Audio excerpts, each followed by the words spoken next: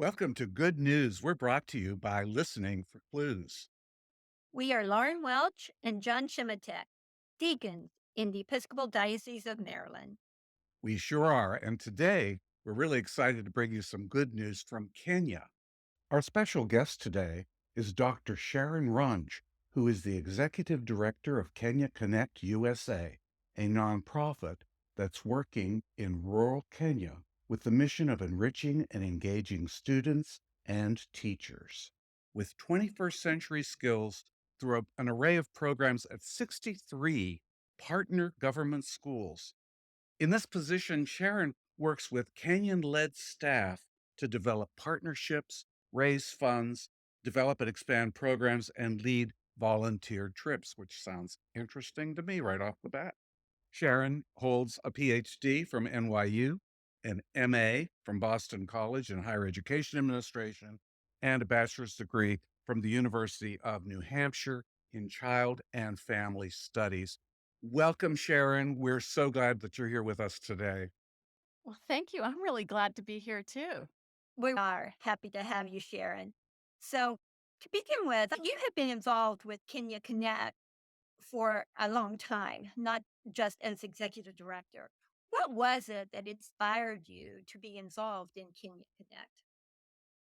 Well, that's a great story. So, my children went to St. John's Parish Day School in Ellicott City, and they started a pen pal program with Kenya Connect. That's how Kenya Connect originally started, as connecting kids around the world as a way to learn about each other, to practice writing, and to be global citizens. And so at St. John's, they started the pen pal letters, and I was working at the school at the time doing fundraising in the newly expanded lower school.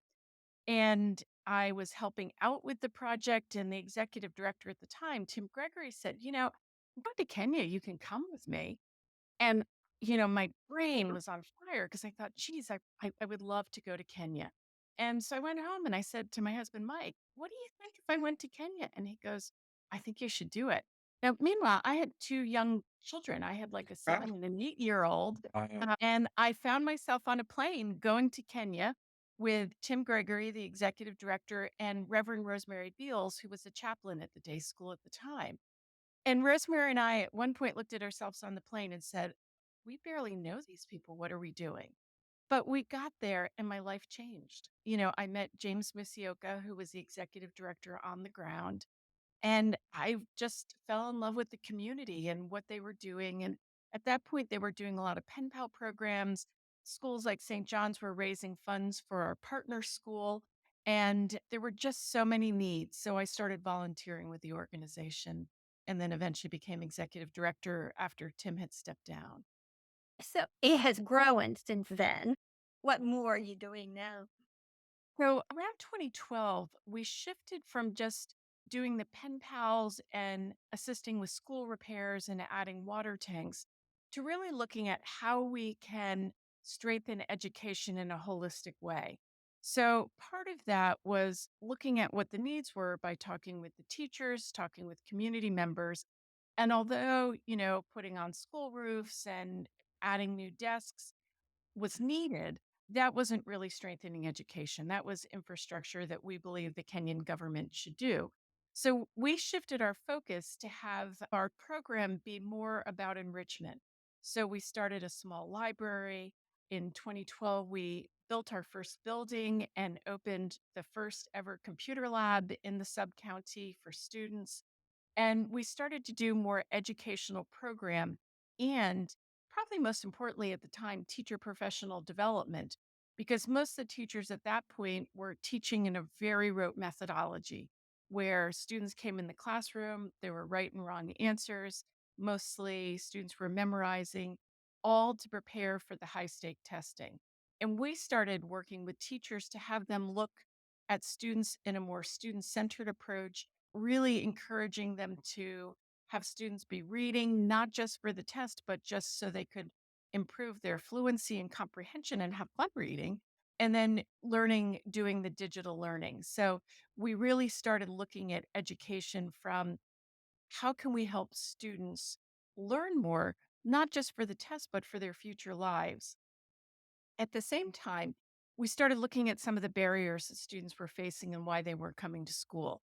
And we had been doing that for a bit with installing water tanks, but then we started, thanks to a volunteer trip, installing hand washing stations so students could wash their hands. Before that was really the COVID thing to do, to keep Mm. schools healthy. And one of our volunteers at the time was a nursing student, and she really thought this was important. So she looked at some low tech hand washing stations and sent us some pictures.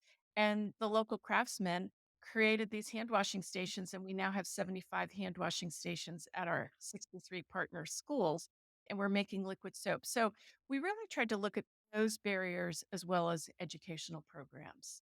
Well, that's really amazing. So you're actually involved with 63 different schools at this point? Yes. Yes. One of the things that early on when Kenya Connect was founded, and then we continued with the mission, is working within the system. A lot of NGOs go over to Kenya or other places in Africa and they say, geez, I'm going to build a model school and improve education because we know how to do it. But what happens usually is, it's hard running an NGO, and after 10 years, you kind of burn out a little bit and it's hard to raise resources. But we felt it was more important to work within the system because we could reach more students that way. Often model schools wind up charging tuition. We're working within the government system, which means we're working with students and families who really have no other resources for education. They can't go to private schools. So we've been training those teachers and working with those students. And the Ministry of Education supports our efforts. They're pretty excited because we're bringing in resources that they just don't have. And so, Sharon, was that always kind of the case when you started working there? It seems to me like, going to a country that is really a completely different culture from ours. How was that accepted initially? I think, because, when Tim started the organization, he had a music educator background. So he was really interested in the culture and the music and dancing within the community. And, communities love to bond together, especially the community in Wamunyu where we work is especially welcoming. And I think that's probably what drew me to the community because and I've traveled, but I don't think I was ever at a place where people were so welcoming and excited to see you despite not having a lot of resources. And even though we were coming from the West, they were excited to hear what we had to share. So from the beginning, it truly was a partnership. And we've continued that model of partnership.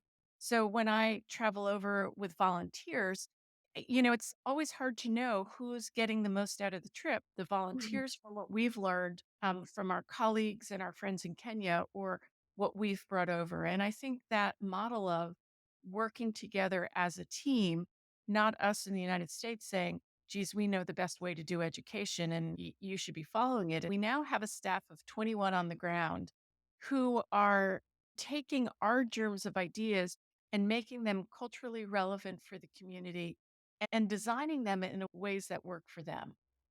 So you have a model of truly empowering people. That's our goal. And we in the United States do a lot of the fundraising and friend raising and partnership building because we have access here. It's hard for NGOs in Kenya to raise money just within country to fund the kind of the program we're doing, and having people from outside of Kenya helping with some needed resources have been really essential to the growth. But we see it as a partnership. When I've brought volunteers over, they feel like they're part of a Kenya Connect family. I mean, when we go there, we actually get Kamba names, and Kamba is one of the ethnic groups in Kenya. And the first visit, when Reverend Rosemary and I were there, we went to visit our partner school, and there were 300 children there, and we're being introduced, and all these children are looking at us. Sometimes when people from the US come, it's the first time they've ever seen an American. And so we're standing in front of the school, and James Musioka says to the children, well, what should their Kamba name be? And suddenly there was this murmur with the children, and they were all like chattering, and suddenly a name comes forth. And I was given the name Mutanu, which means joyful. I think the whole time I was in Kenya, I never stopped smiling. Every volunteer that's come over to Kenya Connect gets a Kamba name. It's special to be bestowed something like that. Sharon, you've mentioned a couple of times so far about volunteers. And how do you find volunteers? What do they do? Do they need certain skills or training? How does that all work? Yeah, so I usually lead 2 to 3 volunteer trips a year over to Kenya, and they're usually about 10 days in length. And initially, because I'm a member of St. John's Episcopal Church, we had volunteers that were coming with me from St. John's or St. John's Parish Day School. And now that the scope is enlarged, some of them are still from St. John's. We've had members from Trinity Episcopal Church. We have a member from the Severna Park United Methodist Church coming with us this year. And then just people who became friends of our work and were interested in traveling over. We have a partnership with PayPal, and we've had PayPal employees come with us. And Mm. basically, when volunteers come, they work in the classroom with us or on some of our enrichment programs. So, unlike some nonprofits where they go and might build a building or dig a well, what our community really needs are people to come that might model an effective teaching method, help teachers learn how they can do teamwork in the classroom. So we've had non teachers come over who have helped demonstrate something like engineering and team building through building towers together out of toothpicks and Uh, gumdrops and yeah, carried yeah, over, yeah. and the students have a competition who can build the biggest tower. So, so we try to model lessons in the classroom. Sometimes we have volunteers help us with distributing our reusable sanitary pad kits that are locally made by women. Sometimes people with business expertise work with our business manager and our executive director there. So we can find different projects that people can work on. We just ask when we have volunteers, we screen because we are in a developing country. Conditions are not the same as the US. So if you get uncomfortable on bumpy roads, because when we visit our partner schools, they're up on riverbeds and we're on a school bus, bounce, bounce, bounce. If you get sick on a bus, it's not a good trip for you. And if you're looking for Hilton kind of accommodations, that's It's not going to not happen, right? you. Yeah. And we want people who are open to the community and willing to work alongside. While people are with us, we also do some cultural things. We visit a traditional homestead. The volunteers learn some traditional Kamba song and dance and get to participate. We see basket weaving. And Wamuni, the village we're in, is also known as the center of wood carving in Kenya. The Wamuni wood carvers are fairly famous. So we go and we see the men wood carving, and if people are interested, they can purchase items. I don't think we've had a volunteer who has come with us that it hasn't changed their life in some way. Sharon, this sounds wonderful. I wonder what obstacles have you had to overcome with this? One of the challenges always is funding, of course. To run an Yeah. operation like this, you need to be constantly raising funds. And a lot of times funders want to give for specific projects, which sometimes is wonderful. But Mm. sometimes we just need general operating support because really what makes our work happen is our program staff. And we work with the most amazing men and women who just are dedicated to what they're doing. And about 6 of our staff actually went to our partner schools as primary school students, and they were inspired by Kenya Connect and went to university and now are working for us. The effects of climate change are real. In a country like Kenya, last year they missed 3 cycles of rains, and it's a real challenge at our schools when the rains don't come because it means crops are failing, which means families are often hungry and students are coming to school hungry, which means they don't learn as well in school. And so that's been a real challenge for us. In our community, most of our homesteads have no electricity or running water, and internet access is scarce, except for what we're doing. And so, really trying to think creatively about how we can bring Chromebooks to the classrooms with a hotspot so students can learn computing and coding, which is mandated by the Kenyan curriculum, but there's no devices in it. So there's obstacles there of infrastructure, obstacles with climate change, and certainly the never ending need for funds. But we've always been fortunate and people have been generous with us. And so we just keep telling our story. And as you continue to tell your story, I'm sure that your volunteering and your funding will only increase. Yes, yes.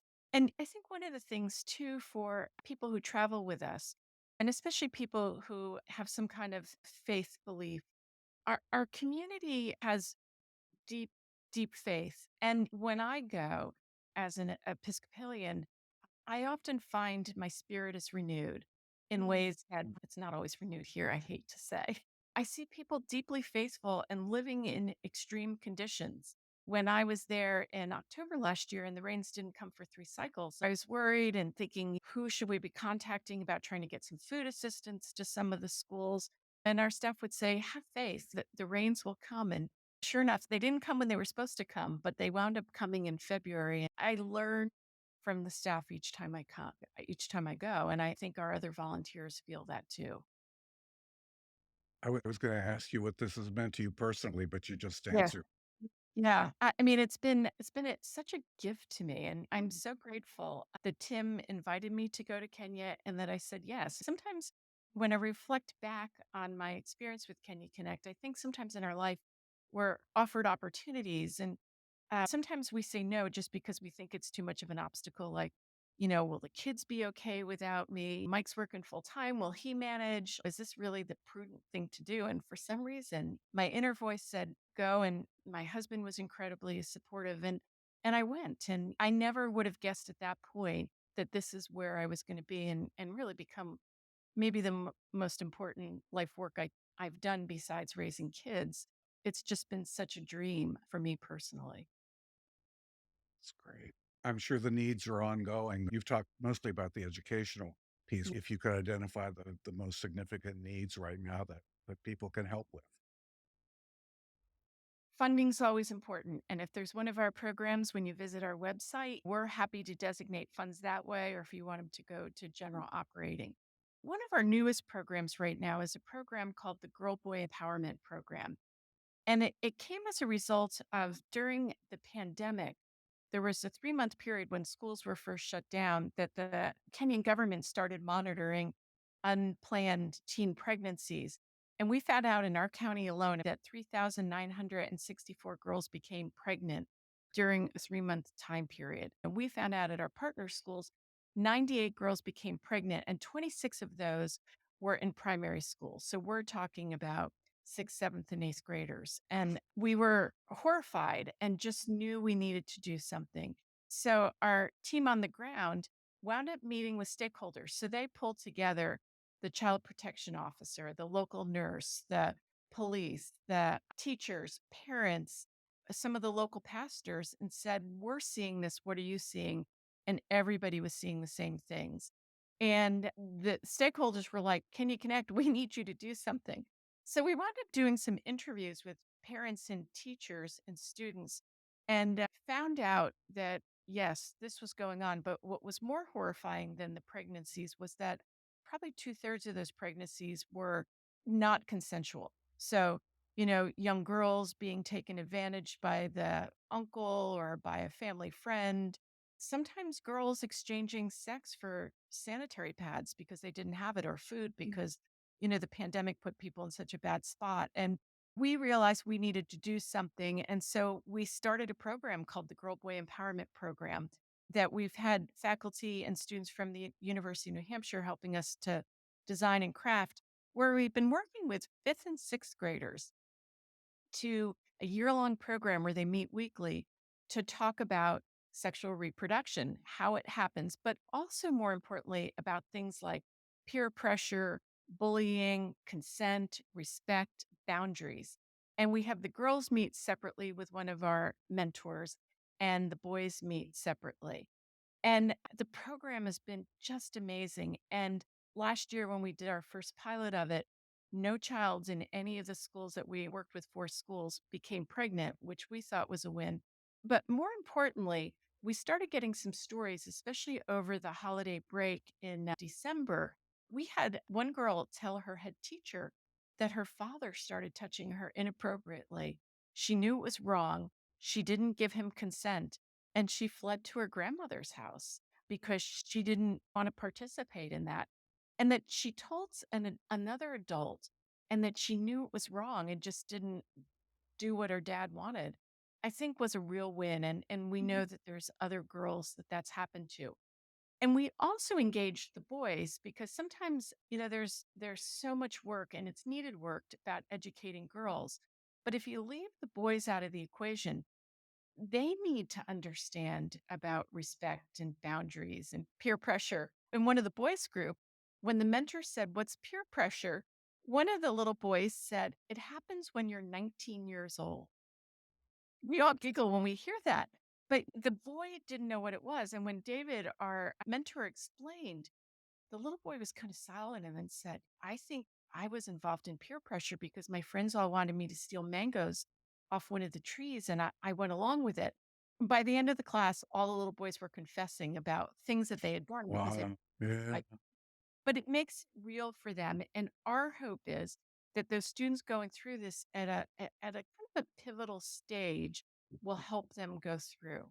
And then at the same time, we've just started this year a program for parents because parents are having trouble communicating with their children about sex and other topics. So we're trying to work with them on how you talk about it. And I know that's hard in the US. I mean, I remember talking to my kids about sex and it's never an easy conversation, but Yeah. really trying to help the parents have some accurate tools and letting them know that it's never okay for perpetrators to attack children. Wow. You are Mm. making such a difference in Well, so many people's lives in so many different ways. The breadth of of your programming is just astounding. yeah, I sometimes get amazed. Every day, the staff shares pictures with me about what's going on the ground because I post on social media about things. And I'm just blown away. I think it's important that our staff on the ground have a lot of autonomy in running the programs. We might help shape the framework and garner funding, but then they make it run. I think that really works very well. They sound like an amazing group of people. Yeah, and they're a lot of fun. Like, so anybody who wants to volunteer with us, please reach out to me because you go over and you're doing this work, but you laugh and you have fun and you're in relationship in a way that I don't know if you normally would have that access to a rural community like that.